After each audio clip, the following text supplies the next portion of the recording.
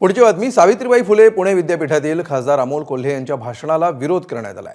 सकल विद्यार्थी समूहाकडून कोल्हेंच्या कार्यक्रमाला विरोध करण्यात आलाय आणि कार्यक्रम रद्द करण्याची मागणी कुलगुरूंकडे करण्यात आली आहे. चुकीच्या पद्धतीने कार्यक्रमाचं आयोजन केल्याचा दावा करत हे व्याख्यान रद्द करण्याची मागणी करण्यात आली आहे. तर विद्यापीठातील विद्यार्थ्यांनीही कुलगुरूंना पत्र देत कार्यक्रम रद्द न करण्याची मागणी केली आहे. आज संध्याकाळी 4 वाजता अमोल कोल्हे यांचं शिवाजी महाराज जयंतीनिमित्त सावित्रीबाई फुले पुणे विद्यापीठामध्ये विशेष व्याख्यान आयोजित करण्यात आलं आहे.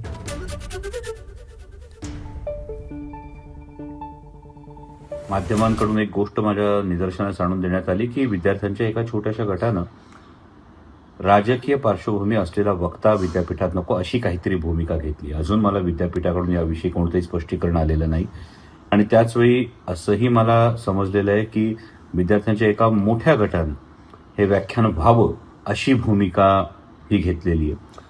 अजून विद्यापीठाची अधिकृत भूमिका याविषयी माझ्यापर्यंत पोहोचलेली नाही. त्यामुळे माझ्यासाठी तर आज दुपारी 4 वाजता सावित्रीबाई फुले पुणे विद्यापीठात व्याख्यान आहे. छत्रपती शिवाजी महाराज सांगणं मला वाटतं हे माझं कर्तव्य आहे. एबीपी माझा, उघडा डोळे बघा नीट.